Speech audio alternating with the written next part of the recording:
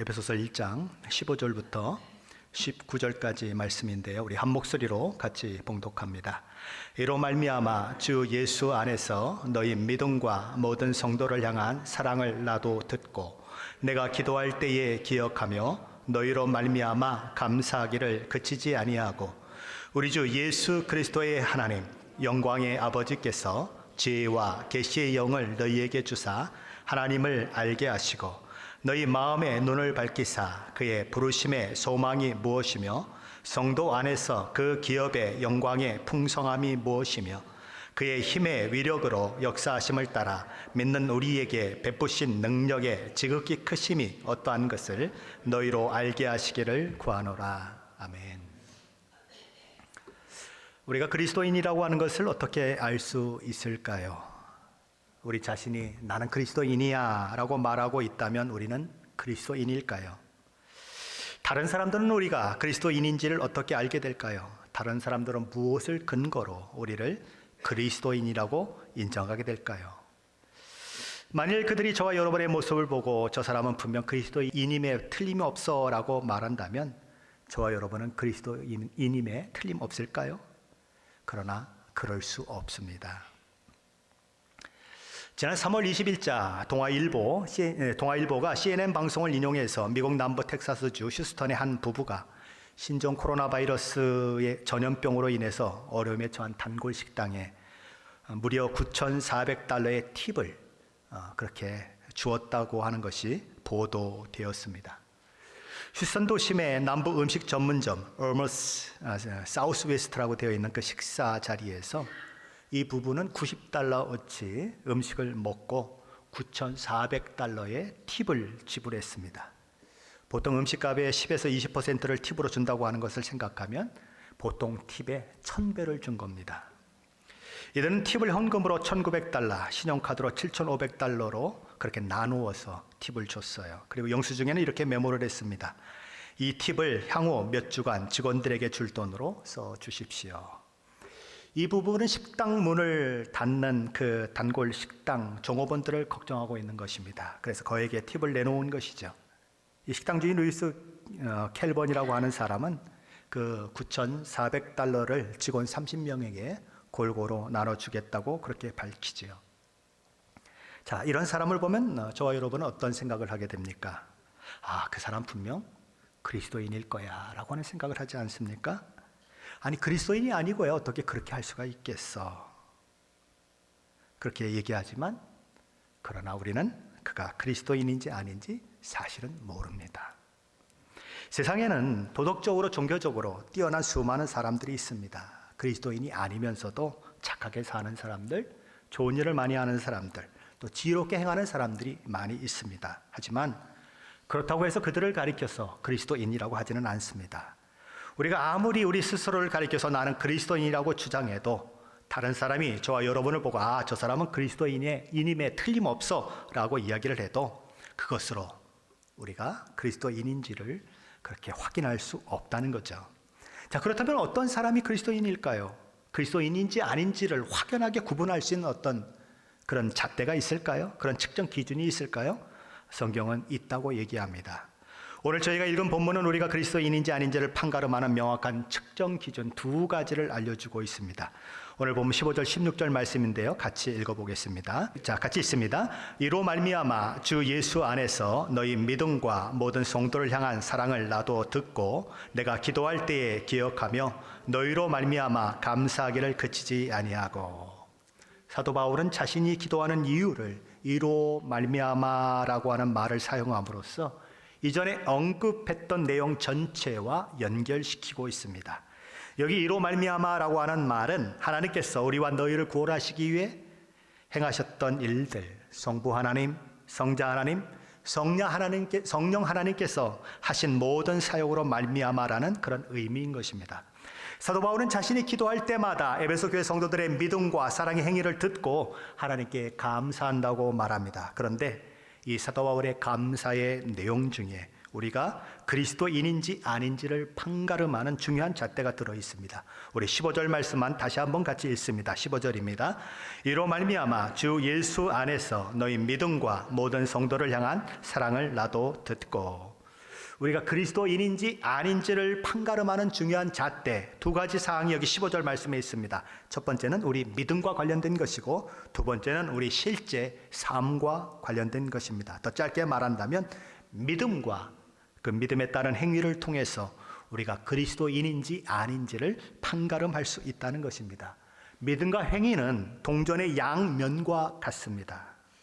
아무리 원가를 절약하려고 얇게 만들고 종이짝보다도 더 얇게 동전을 만든다고 하더라도 동전은 언제나 앞면과 뒷면이 있는 것처럼 믿음과 그 믿음에 따른 행위는 결코 뗄래야 뗄 수 없다는 것입니다.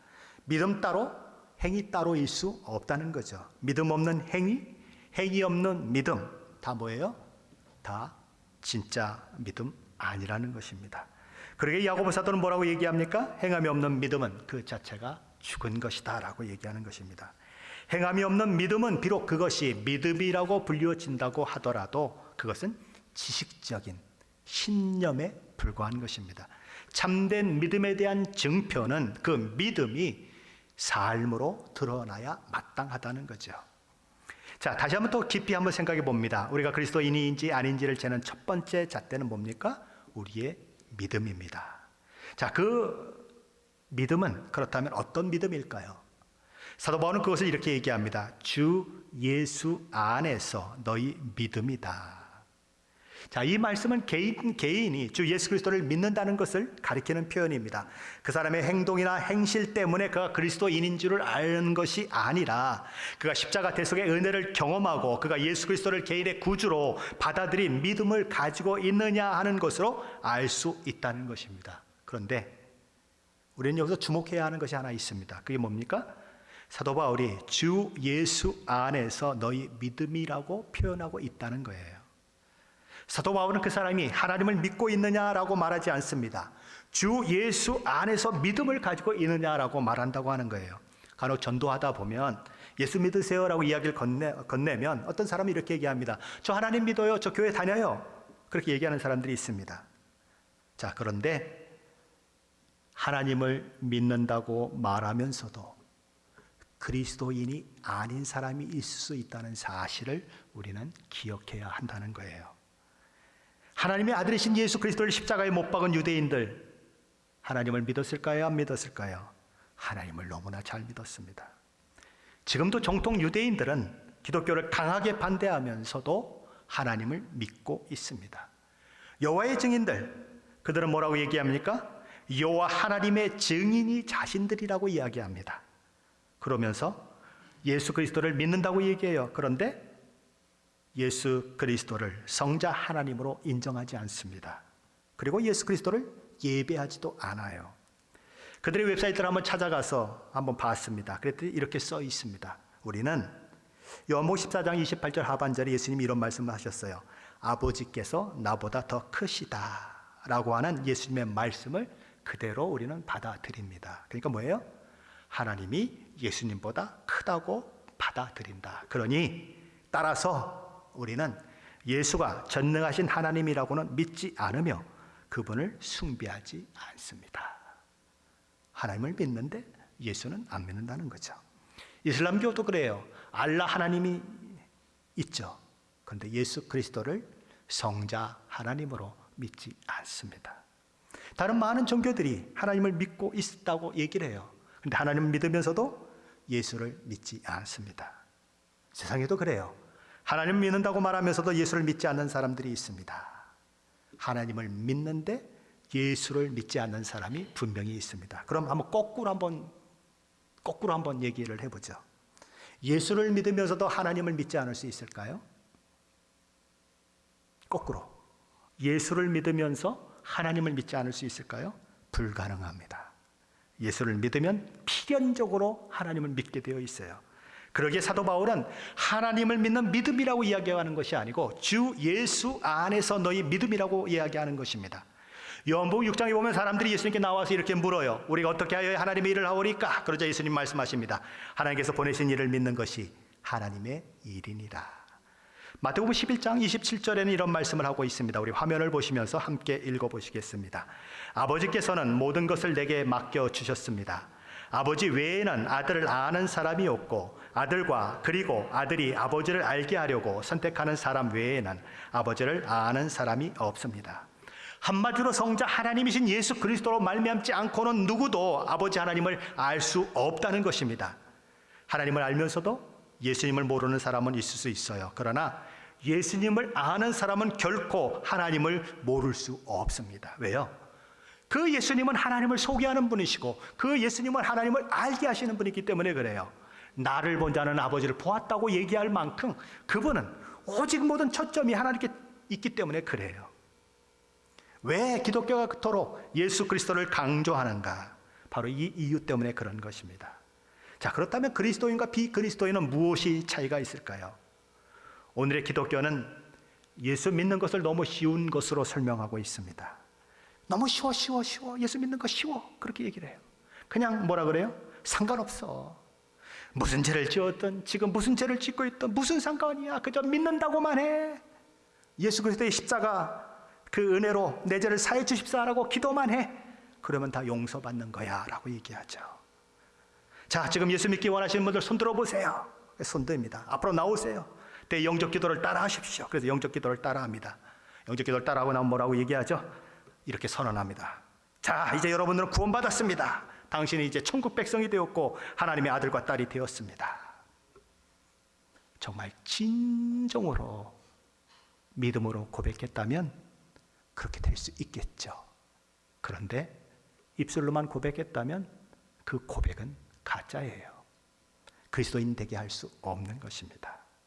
그렇게 그냥 입술로만 내가 예수 믿는다고 고백해 놓고도 그리스도인이라고 생각하는 사람들이 세상에 너무 많은 것입니다. 교회 안에도 너무 많아요. 이게 참 목회자로서 가장 마음이 아픈 것입니다. 나와 함께 예배드리는 사람이 지옥에 떨어질 걸 생각하면 가슴이 답답해져요. 너무 힘든 것입니다. 그리스도인은 우리 주 예수 그리스도를 구주로 영접한 사람들이에요. 그리스도인은 그의 삶과 사고 방식의 중심에 예수 그리스도를 모신 사람들이에요. 그래서 그리스도인 된 사람들은 그의 모든 것을 통해서 그리스도가 나타나게 되어 있습니다. 그리스도로 시작하고 그리스도로 끝을 맺게 되어 있어요. 그리스도인은 모든 것을 주 예수 그리스도 안에서 보고 발견하는 사람이에요. 주 예수를 믿는다고 하는 것은 내가 죄사함 받고 천국에 가느냐 안 가느냐 하는 것에만 영향을 미치는 것이 아니라 우리 전 인격에 영향을 미치게 되어 있습니다. 주 예수를 믿는다고 하는 것은 전적으로 그만을 신뢰하며 절대적으로 전폭적으로 그리스도를 신뢰하는 것을 의미해요. 그리스도를 믿는다고 하는 것은 나의 모든 소망을 그리스도께 의탁한다는 것을 의미합니다. 그리스도인은 죄와 허물로 죽은 우리를 살려내기 위해 이 땅에 성육신하시고 십자가에 돌아가신 예수만 믿는 것이 아니고요, 부활 승천하심으로 온 천하 만민을 다스리시고 심판하시기 위해서 다시 오실 주님, 만왕의 왕이요 만주의 주인 성자 하나님을 믿는 사람들이에요. 다른 말로 하면 나를 죄로부터 구원해 주신 구원자로서 우리 주 예수 그리스도를 믿을 뿐만 아니라 나의 주인이요 나의 왕으로 예수 그리스도를 믿는다는 것입니다. 예수를 믿는다는 것은요, 주인이 바뀌는 거예요. 내가 나를 주관하고 살았는데, 내 삶을 내 마음대로 살았는데, 이제는 주인 되신 주님께서 나를 주관하시고 주인 되신 주님께서 내 삶을 언제든지 간섭하시고 이끌어 가시도록 나를 내어드리는 사람이 누구예요? 그게 그리스도인인 것입니다. 그러므로 사도 바울은 이야기를 하면서 이렇게 얘기합니다. 단지 예수라고 얘기하지 않아요. 구원자 예수라고 얘기하지 않습니다. 뭐라고 얘기해요? 주 예수라고 말합니다. 구원자시요 뭐예요? 주가 되시는 분이시다라고 얘기하는 거예요. 예수님의 동생 야고보, 유다가 있습니다.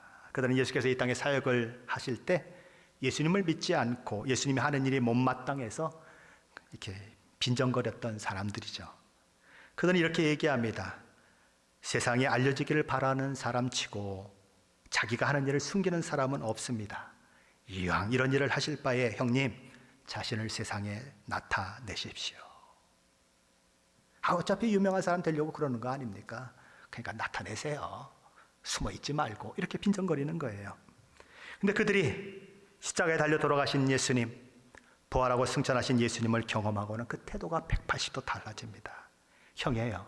물론 예수님은 성육신하신 분이고 이 동생들은 마리아와 요셉 사이에서 정상적인 결혼 가운데서 태어난 아이들이지만, 그래서 이복 형제라고 얘기도 합니다. 물론 이 뱃속은 같지만 다른 의미에서 나온다고 얘기를 하는데, 물론 그렇지만 그래도 어쨌거나 형은 형이잖아요. 그렇죠? 형입니다. 자, 그런데 형인 그 예수님을 야고보서 1장 1절에서 이렇게 표현합니다. 하나님과 주 예수 그리스도의 종 야고보. 자신을 뭐라고 소개합니까? 하나님과 주 예수 그리스도의 종, 노예된 야고보. 유다서 1장 1절에서 예수님의 동생 유다는 이렇게 표현합니다. 예수 그리스도의 종이요 야고보의 형제인 유다. 예수 그리스도의 종이다 라고 얘기하는 거예요. 다 자신들을 예수 그리스도의 종이라고 소개합니다. 예수님은 주시다. 다시 말해서 그 시대에 큐리오스 황제에게 불렸던 주라고 불렸던 그 표현이 바로 예수께 드려지는 표현인 거죠. 예수님, 당신은 왕이시고 황제이시고 나는 예수님의 종입니다. 노예입니다. 누가 그랬다고요? 동생들이 그랬습니다. 친동생들이 그랬어요. 예수 믿는다고 하는 것은 그렇게 관점이 달라지고 생각이 달라지고 삶이 달라지는 거예요. 자, 그럼 우리가 그리스도인인지 아는 두 번째 잣대는 무엇입니까? 성경은 이렇게 얘기합니다. 모든 성도를 향한 사랑이다. 사도 요한 1서 4장 7절로 8절에서 이렇게 말씀합니다. 우리 화면을 보시면서 같이 읽어보겠습니다. 사랑하는 여러분, 서로 사랑합시다. 사랑은 하나님에게서 왔습니다. 사랑하는 사람은 모두 하나님에게서 나서 하나님을 알지만 사랑하지 않는 사람은 하나님을 모릅니다. 이것은 하나님이 사랑이시기 때문입니다. 자, 20절에 가서는 이렇게 얘기합니다. 화면을 보시면서 같이 읽어봅니다. 하나님을 사랑한다고 하면서 형제를 미워하는 사람은 거짓말장애입니다. 눈에 보이는 형제를 사랑하지 못하는 사람이 보이지 않는 하나님을 사랑할 수 없습니다. 자, 사도 베드로는 그래서 뭐라고 얘기합니까? 마음으로 뜨겁게 피차 사랑하자라고 권면합니다. 에베소 교회 성도들에게는 바로 그런 성도 간의 사랑이 있었습니다. 그들은 언제나 성도들과 함께 모이는 것을 좋아했어요. 함께 교제하고 함께 시간을 보내는 것을 좋아했어요. 가끔 교회를 다니는 사람들 중에 교회에 속한 사람들을 만나는 것보다 세상 친구들을 더 좋아하는 사람들이 있죠. 그런데 에베소 교인들은 그렇지 않았다는 것입니다. 어려울 때 함께 돕고, 우는 자와 함께 울어주고, 마음이 상한 자를 위로하고, 기쁨이 있는 자가 있으면 박수치며 같이 웃어주고 그랬다는 거죠. 성령께서 그들 마음 가운데 들어오고 그들이 예수 믿게 되니까 그런 일들이 일어나는 거죠. 우리는 어떤 사람들일까요? 그리스도 안에서 우리는 한 형제와 자매로 부름받은 자들입니다. 우리는 하나님의 영원하신 예정과 선택하심을 통해서 세상으로부터 구별된 사람들이에요. 어둠의 나라에서 하나님의 아들의 나라로, 사랑의 나라로 옮겨진 사람들이에요. 함께 부르심 받고 하늘나라를 소망하며 걸어가는 사람들이에요. 우리는 하나님 나라에서 영원히 함께 살 사람들이에요. 하늘나라에서 영원히 함께 살 형제와 자매이기에 우리는 서로를 바라보면서 내 눈, 내 시각으로 바라보아서는 안 되는 것입니다. 그럼 어떻게 바라봐요? 그리스도를 통해서 봐야 해요. 그리스도라는 안경을 통해서 상대방을 바라봐야 하는 것입니다. 저 사람의 가치가 얼마나 큰가를 한번 보세요. 저 사람을 위해서 예수 그리스도 성자 하나님이 십자가에서 죽으셨다. 우리 김도원 권사님이 예수님 짤이에요. 그럼 김도원 권사님은 막 무시해도 될까요? 못 무시합니다. 예수님 짤이잖아요. 아하, 저 영혼을 위해서도 예수님이 죽으셨지. 예수님의 눈으로 보면 우리의 시각이 달라져요. 내 눈으로 보면요, 아이고, 그쵸? 우리 서로 보면 그렇잖아요. 여러 가지 그런 모습들이 드러나며 싫은 모습들이 있잖아요. 성령 하나님께서 우리 속에 내주하셔서 그 사랑을 알게 하세요. 하나님의 사랑을 알게 하세요. 그리고 그 하나님의 사랑 때문에 서로를 부둥켜 안게 하시는 것입니다. 이유는 딱 하나예요. 우리는 우리 주 예수 그리스도의 피값으로 한 형제, 한 자매가 됐기 때문에 그래요. 얼굴 색깔이 달라도 전혀 상관없어요. 부자든 가난하든 상관없어요. 잘생겼든 못생겼든 키가 크든 키가 작든 아무 상관없어요. 어느 학교를 나왔든 국민학교를 나왔든 무슨 상관이 있어요. 경상도 출신이든 전라도 출신이든 무슨 상관이 있어요. 그리스도 안에서 이미 한 형제 자매인데 서로 사랑할 수 있다는 거예요. 가족과 이웃의 차이가 뭐죠? 가족은 잘못해도 용납을 해요. 그렇죠? 그러나 이웃은 잘못하면 용납이 안 돼요. 이웃 아들에게 자기 자식에게 하듯 하는 분이 있습니까? 없어요. 내 아들이기 때문에, 내 딸이기 때문에 그냥 속상해도 이놈은 왼수하고 얘기하면서도 용돈 지어주고, 그리고 그 아이를 사랑하는 마음이 있는 것처럼 마찬가지인 것입니다. 그리스도 안에서 한 형제와 자매가 되었기 때문에, 그래서 내 식구니까 내가 챙기고 내가 사랑하고 그 일들이 일어난다는 거죠. 우리가 그리스도인인지 아닌지를 가리는 여부, 기준, 믿음과 행함입니다. 믿음은 근본적인 출발점이에요. 행함은 그의 믿음이 그의 삶을 통해서 드러나게 되는 그런 것이죠. 자, 믿음이 없는 행함은 무엇일까요? 뿌리 없는 나무와 같다고 할 수 있습니다. 반면에 행함이 없는 믿음은 열매 없는 나무와 같다고 할 수 있어요. 믿음이 없으면 나무가 뿌리 없는 나무가 있을 수 있을까요? 없어요. 믿음이 없이는 나무도 없고 열매도 없습니다. 그래서 믿음이 먼저인 거예요. 믿음 없이는 아무것도 안 되니까요. 그런데 믿음이 있다고 주장하면서 믿음이 삶을 통해서 드러나지 않으면 그 나무는 뭐예요? 죽은 나무예요. 왜요?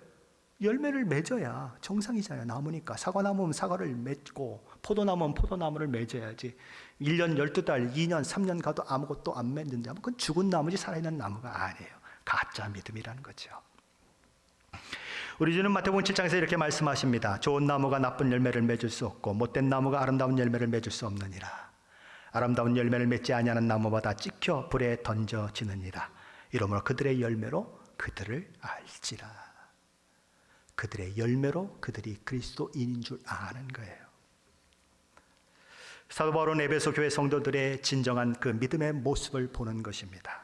그들이 믿었던 대로 행위 속에서 그 믿음이 실천된 그 모습들을 보면서 그냥 너무너무 감사하고 있는 거예요. 그런데 사도 바울이 그것에 만족하지 않습니다. 그리고 하나님 앞에 그들을 올려드리며 기도하고 있다는 거예요. 그게 오늘 본문이에요. 에베소 교회 성도들에게 지금의 그 현재 상태에 만족하고 머물러 있지 말고 또 앞으로 전진하기를 소원하면서 그는 하나님 앞에 기도하고 있는 거죠. 그 기도의 내용은 무엇일까요? 오늘 보면 17절 말씀인데 같이 한번 읽어봅니다. 17절 말씀입니다. 우리 주 예수 그리스도의 하나님 영광의 아버지께서 지혜와 계시의 영을 너희에게 주사 하나님을 알게 하사. 사도 바울은 지혜와 계시의 영이신 성령 하나님의 역사로 말미암아 에베소 교회 성도들이 하나님을 더 깊이 알게 되기를 그렇게 위해서 기도하고 있습니다. 자, 에베소 교회 성도들은 어떤 성도들일까요? 사도 바울은 그들에게 무려 3년 동안이나 가르쳤습니다. 한번 생각해 보세요. 사도 바울은 성경, 이 신약 성경의 거의 절반을 쓴 사람이에요. 그렇죠? 탁월한 사람입니다. 삼중천을 왔다 갔다 한 사람이에요. 엄청난 믿음의 사람이고 아주 박식한 사람이에요. 그 사람이 가르친 것과 여기 우목사 가르침이 다를까요? 틀릴까요? 저 상처 안 받아요. 워낙 뛰어난 분이니까 얘기하세요. 네, 다르죠. 다를 수밖에 없죠. 그 위대한 믿음의 스승, 가장 탁월한 복음 전도자, 믿음의 선배인 사도 바울로부터 무려 3년이나 배웠어요. 우리처럼 뭐 일주일에 2번 오는 것이 아니고요. 매일, 어떨 때는요, 밤이 넘어가서, 그렇죠?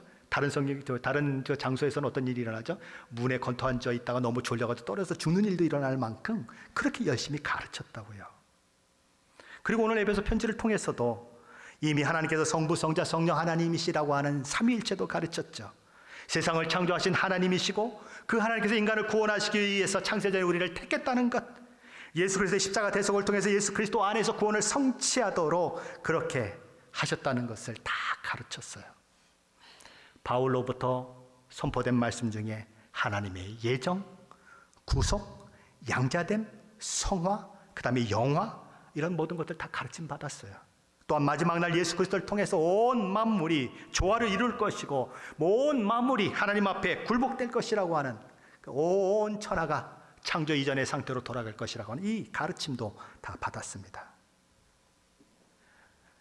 제가 신학대학원에서 배운 것보다 더 많은 것을 배웠어요. 누가요? 에베소 교회 성도들이. 그것도 가장 위대한 그 사도를 통해서 배웠어요. 제가 배운 선생들과는 비교도 안 되는 그런 사람에게 배웠어요. 기독교 진리 중에 가장 핵심적인 진리들을 에베소 성도들은 바울을 통해서 배웠다는 것입니다. 근데 그럼에도 불구하고 사도 바울은 에베소 성도들에게 더 필요한 것이 있다고 기도하고 있어요. 그게 뭐죠? 하나님을 더 잘 알게 해달라는 기도예요. 아니, 알 만큼 알지 않아요. 우리보다 더 나을 수도 있는데 뭘 더 알아요? 라고 얘기할 수 있는데 그게 아니라는 겁니다. 왜요?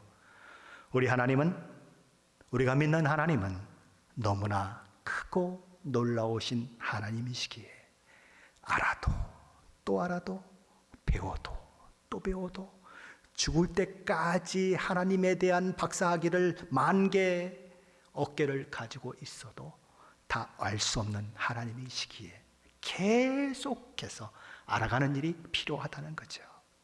사도 바울조차도 이 땅에서 우리의 알면 그저 희미하게 아는 것뿐이라고 고린도전서 13장에서 이야기하고 있는 것입니다. 하나님을 알아가는 일은 평생 지속되어야 하는 과정이라는 거죠. 그러므로 지금 에베소 성도들이 알고 있는 것보다 더 많은 그런 하나님을 알게 되는 일들이 있게 해달라고 사도 바울은 기도하고 있는 거죠. 장님 코끼리 만지듯 그런 것 말고요. 수박 겉핥기식 그런 지식 말고 정확한 지식, 확실한 지식을, 체험적인 지식, 심오한 지식을 그들이 가지길 원하는 것입니다. 신천지 이만희 교주의 두 번째 부인이었던 김남희 씨가 요즘 인터넷에서 화제입니다. 이만희 교주는 해로 상징이 되어 있어요. 그리고 이 김남희 씨는 달로 상징이 되어 있습니다. 그리고 만국의 어머니로 식격화되어 있어요. 그럴 만큼 이 신천지 내에서 이 김남희 씨는 굉장히 아주 높은 지위에 있었고 누가 보아도 이만희 교주 다음으로 인정받는 사람이요 신천지 2인자인 것입니다. 근데 그가 신천지를 빠져나왔어요. 그리고 요즘은 신천지를 공격하는 공격수 역할을 하고 있습니다. 이 김남희 씨는 본래 압구정동 성당에 다니던 분이었다고 합니다. 근데 어떻게 신천지에 들어가게 되고 어떻게 이만희 교주의 두 번째 부인이 되었을까요? 그는 신천지 사람들에 의해서 포섭 대상이 됩니다. 그래서 일병천도사라고 하는 사람들이 그 집을 찾아오죠. 그러면서 이제 신천지와 이렇게 교제를 하는 가운데 이만희 교주를 직접 만나게 되는 그런 일들이 일어납니다. 근데 이만희 교주가 그에게 이런 이야기를 해요. 난 당신이 우리 이 신천지에 올 줄 벌써부터 알고 있었습니다. 나는 꿈을 꿨어요. 당신과 함께 신천지에서 일을 하는 꿈을 꿨습니다. 근데 그 꿈속에서 본 얼굴, 바로 지금 당신 얼굴이라고 하는 것을 내가 지금 확인합니다. 이 말을 듣는 김남희 씨는 어땠을까요? 너무너무 큰 감동을 받는 겁니다. 아니, 하나님께서 나를 알고 계셨대. 하나님께서 나를 미리 아시고 이곳에 오실 것을 아시고 일하라고 그렇게 미리 저번에 꿈에 보여주셨대. 너무너무 막 감동이 밀려와서 그 다음부터 물불을 가리지 않고 신천지를 확장하는데 아주 최선을 다하게 되는 것입니다. 압구정동에 신천지 선교센터를 그렇게 이제 세워놓고 섬기기 시작합니다. 얼마나 열심히 섬겼는지 모든 선교센터를 압도하는 그런 선교센터로 성장을 하죠. 유명세를 타게 됩니다. 그래서 아예 이 신천지 성도들이 와가지고 견학 코스가 되어버렸어요. 자, 그러면서 이만희 교주도 그것을 자주 방문합니다. 그리고 매일 개인적으로 이 여자에게 전화를 합니다. 그리고 이렇게 얘기를 합니다. 당신의 가진 물질은 당분간만 필요합니다. 14만 4천 안에 들어가게 되면 세계 모든 열방으로부터 금은 보화 수많은 것들을 가지고 당신에게 바치게 될 것입니다. 그러니까 잠깐만 필요한 돈 가지고 너무 애쓰지 말고 14만 4천에 들어가기 위해서 그 돈을 신천지를 위해서 쓰십시오. 그렇게 얘기를 하죠. 그래서 압구정동에 들어가는 그 임대비고 뭐고 이 사람이 다 부담합니다. 왜요? 부자였으니까. 김남희 씨에게는 별장이 하나 더 있었다고 합니다. 근데 이만희 교주가 이렇게 얘기합니다. 내가 책도 봐야 하고 기도도 해야 하니까 그 별장 좀 쓸 수 있게 해달라고. 그래서 열쇠도 건너줬습니다. 그러던 어느 날 이만희 씨가 김남희 씨를 별장으로 불렀어요. 그런데 이만희 교주가 김남희 씨에게 이런 얘기를 합니다. 하나님께서는 본래 하늘에서 내게 짝 지어준 짝이 있었습니다. 그리고 하나님께서 때가 되면 그 짝과 결혼하게 될 것이라고 말씀하셨습니다. 그런데 그 짝이 바로 당신이에요. 우리는 본래 하나였어요. 그런데 잠시 떨어져 있다가 때가 되어서 다시 이게 짝을 이룰 수 있게 된 것입니다. 그 하나님의 계획에 따라서 김남희 씨가 신천지로 오게 되었으니 이제 우리는 하나님의 뜻에 따라서 하나가 되어야 합니다. 그러니 우리는 결혼해서 함께 살아야 한다는 거죠. 당시 김남희 씨는 남편이 있었습니다. 2 자녀가 있었습니다. 그래서 이렇게 질문합니다. 하나님께서 짝을 지어주실 것 같으면 결혼하기 전에 짝을 지어주시든지, 왜 남편도 있고 아이들도 있는데 이제 와서 또 짝이 되게 만드시냐고 물었어요. 그때 이만희 교주가 뭐라고 대답했을까요? 이렇게 말을 했습니다. 그건요, 이 세상이 너무 험악하기 때문에 그래요. 당신과 내가 만나기 전까지 누군가 당신을 보호해 줄 사람이 필요하지 않느냐고, 착한 남편이 필요하지 않느냐고. 그래서 하나님께서 착한 남편, 보호해 줄 수 있는 남편을 주었고 자식들을 준 것이라고. 그런데 이제 당신이 여기 오지 않았느냐고, 하나님의 뜻에 따라서 여기 오지 않았느냐고. 그러니까 이제는 그 보호가 이제 나한테 넘어오는 게 나하고 결혼하면 된다고, 그렇게 얘기를 했다는 거죠. 그러면서 이렇게 얘기를 했대요. 당신은 이 뺀 갈비뼈하고 똑같다고, 키도 똑같고 몸무게도 똑같고, 그렇게 얘기를 했대요. 이 이단 종파에서는 교주의 말이 하나님의 말처럼 들리잖아요. 그래 거기 빠져 있으니까 이 사람이 그 얘기를 듣고 결혼을 하게 되는 겁니다. 그래서 같이 만나 살게 되는 거죠. 이만희 교주는 자기가 결혼했는데 총각이라고 속입니다. 8가리 데리고 다니고던 사모는 이 신앙촌에 사람 따라오는 것처럼 자기 집에 따라와 가지고는 그냥 안 가려고 저렇게 버티고 있다고. 그래서 우리 집에 그냥 식모처럼 있는 사람이라고 속이고, 그리고 김남희 씨하고 결혼하는 것입니다. 왜 김남희 씨는 이렇게 속았을까요? 하나님을 알지 못하기 때문에 그래요. 속칭 신령하다고, 속칭 영빨 있다고 하는 사람 앞에 혹시 가서 무릎 꿇고 머리에 손 얹어 기도받은 사람들 있습니까? 하나님의 말씀이에요. 어떤 분들은 이런데요. 우리 집을 팔려고 그러는데 어떻게 하면 좋을까요? 그랬더니 잠깐만 기다려. 내가 하나님께 물어보고 올게. 그리고 들어가가지고 기도하고 나와가지고 그거 팔아도 된대. 이렇게 얘기하는 사람이 있대요. 하나님은 그런 하나님 아니에요. 하나님은 부도덕한 하나님 아니에요. 하나님께서 뭐가 부족하셔서 당신의 일을 하려고 하는데 남편도 버리라고 자식도 버리라고 하겠어요? 믿지 않는 남편도, 고난당하는 남편도, 매를 때리는 남편도 붙들고 기도하고 하나님 사람 만들려고 하는 게 하나님의 뜻인데 무슨 하나님이 그런 일을 해요? 하나님을 알지 못하면 그런 일들 일어나요. 김남희 씨만 그럽니까? 내가 지금 얘기했던 그런 말씀들처럼 수많은 기독교인들이 하나님을 제대로 알지 못하니까 어째요? 자꾸 넘어지는 것입니다. 그냥 내가 생각하는 하나님을 알고 있어요. 내가 생각하는 하나님. 넘어지는 거예요. 어느 목사님이 기차 여행을 하고 있었답니다. 이분은 인터넷과 방송 설교로 아주 유명한 그런 목사님이셨어요. 근데 한 청년이 이렇게 의자가 서로 마주보게 되어 있는데 이렇게 같이 마주보고 앉게 되었습니다. 근데 이 청년이 내가 어떤 목사님을 알고 있는데 그 목사님의 설교가 너무 좋다고, 그분의 교회가 어떻고 막 이야기를 하더랍니다. 그래서 목사님이 청년에게 물었습니다. 그 목사님을 그렇게 잘 아세요? 그럼요. 잘 알고 말고요.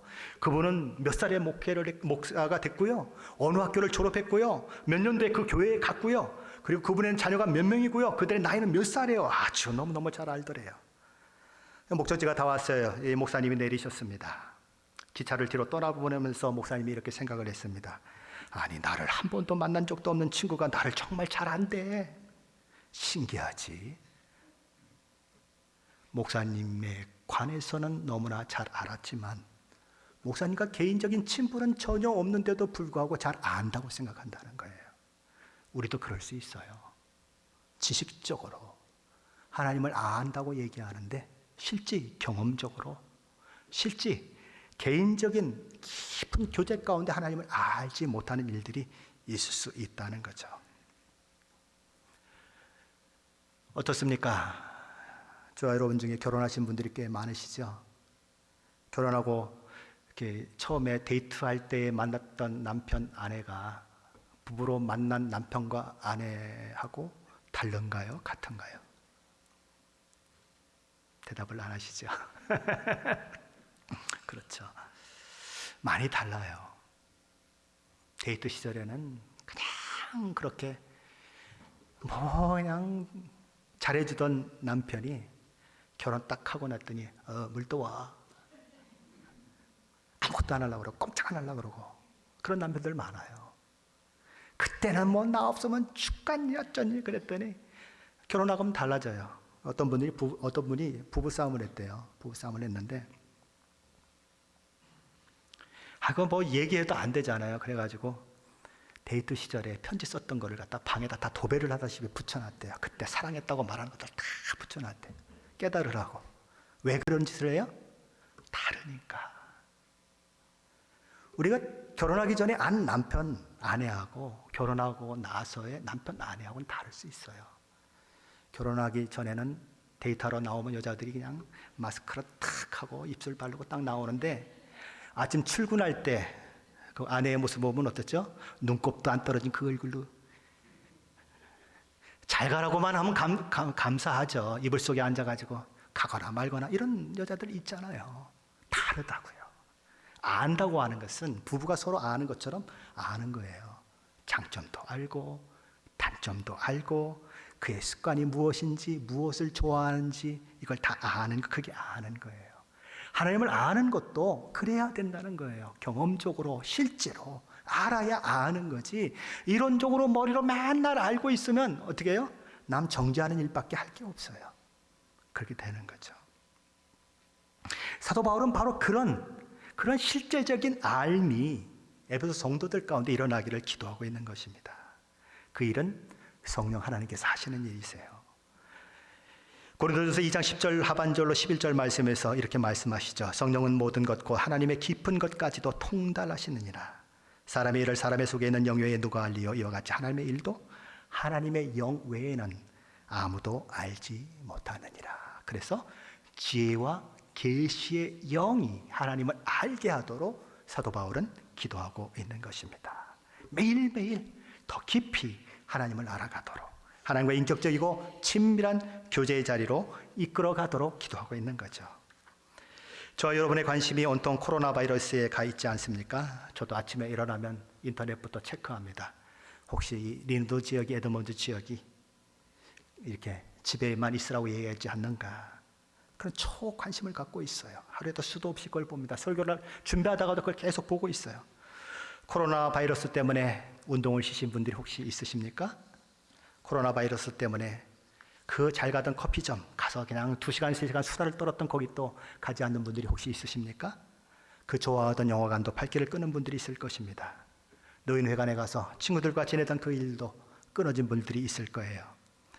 그렇게 1년 365일 문을 열던 가게도 문을 닫는 그런 분들도 있을 것입니다. 세상에 휴지 한 묶음 사겠다고 30분, 40분 줄을 서다니, 그죠? 그런 일들도 있을 수 있어요. 하루 종일 코로나 바이러스로 인해서 무슨 상황이 발생하고 있는지 인터넷 신문을 보고 뭔가 문제가 생기면 어떻죠? 그것도 또 자기만 보는 게 아니라 늑달같이 또 그냥 카톡을 막 해가지고 사람들 막 날리지 않습니까? 왜요? 아주 기민하죠. 그냥 아주 동작이 너무 빨라요. 머릿속에 온통 코로나 바이러스 이것만 그냥 생각하고 있는 우리의 모습들이죠. 그나마 이런 질문을 한번 드려보는 것입니다. 저와 여러분은 하나님을 얼마나 알고 계십니까? 얼마나 하나님을 알기 위해서 애쓰고 계십니까? 하나님을 아는 일에 얼마나 시간을 투자하고 계십니까? 하나님을 알고 하나님을 예배하는 그것 때문에 취미를 가감히 포기해 보신 적이 있으세요? 하나님을 예배하는 그 일 때문에 손해를 보더라도 사업터를 쉬고 주일을 쉬었던 적이 있으세요? 우리는 하나님을 최고로 섬기지 못했습니다. 하나님을 섬기는 일을 은퇴 이후로 미루는 사람들이 참 많이 있어요. 지난주에 제가 신방을 갔습니다. 이제 몇 개월 남지 않았다고 의사는 얘기해서 집에 와서 이제 죽음을 기다리고 있어요. 그분이 이런 얘기를 합니다. 은퇴해서 하나님 열심히 하려고 그랬더니 허리 수술하고 암 걸리고 이렇게 꼼짝을 못하게 되었다고 이야기합니다. 우리는 하나님께 시간을 드려도 무슨 시간을 드려요? 가장 황금 같은 시간, 가장 좋은 시간을 드리지 않고 찌꺼기 남은 시간 드리려고 해요. 하나님께 드리는 돈은 너무 아까워요. 근데 주변에 눈이 있어요. 아니 내 앞에 헌금 주머니가 왔다 갔다 하는데 어떻게 헌금을 안 해요? 그래서 억지로 헌금하는 모습도 우리 안에 있어요. 저와 여러분의 우선순위를 따지면 하나님은 몇 번째일까요? 어떤 아버지가 어떤 집에 방문해가지고 그랬다면요, 4번 아들아 차릴 거라 5번은 간다 그랬대요. 개 순위만도 못한 아들, 개 순위만도 못한 아버지. 우리 서글픈 현실인 것처럼 우리 하나님은 우리 순위 속에 도대체 몇 순위나 될까요? 오죽하면 하나님께서 말라기 선지자를 통해서 내 이놈들아 그 교회 문 닫는 사람이 있었으면 좋겠다라고 이야기하실까요? 하나님은 최고의 것, 가장 귀한 것을 우리에게 주셨어요. 근데 우리는 가장 작은 것, 가장 하찮은 것 하나님 앞에 드리고 있지 않습니까? 저 여러분이 코로나 바이러스에 신경 쓰는 것처럼, 아니 10분의 1만이라도 하나님을 아는 일에, 하나님을 예배하는 일에 정신 쓴다면 우리는 지금보다 더 깊이 하나님을 알게 될 거예요. 더 깊이 하나님을 예배할 수 있을 거예요. 하나님을 아는 것이 믿음이에요. 하나님이 누구신지 어떤 분이신지 아는 만큼 우리의 신앙의 수준이에요. 하나님을 아는 지식이 없이는, 하나님이 누군지 알지 못하면 우리는 결코 충성된 사람이 될 수 없어요. 그리고 이 험난하고 무서운 세상을 이겨낼 수도 없어요. 그러므로 하나님을 아는 것이 다른 어떤 것보다도 우리의 최우선 순위가 되어야 하는 것입니다. 전심으로 하나님을 알기 위해서 몸부림치십시오. 하나님을 아는 일에 전심전력하세요. 코로나 바이러스만큼 성경 보시고 예배하시고 기도하시고 하나님을 알도록 몸부림쳐 보세요. 하나님을 아는 자가 세상을 이겨요.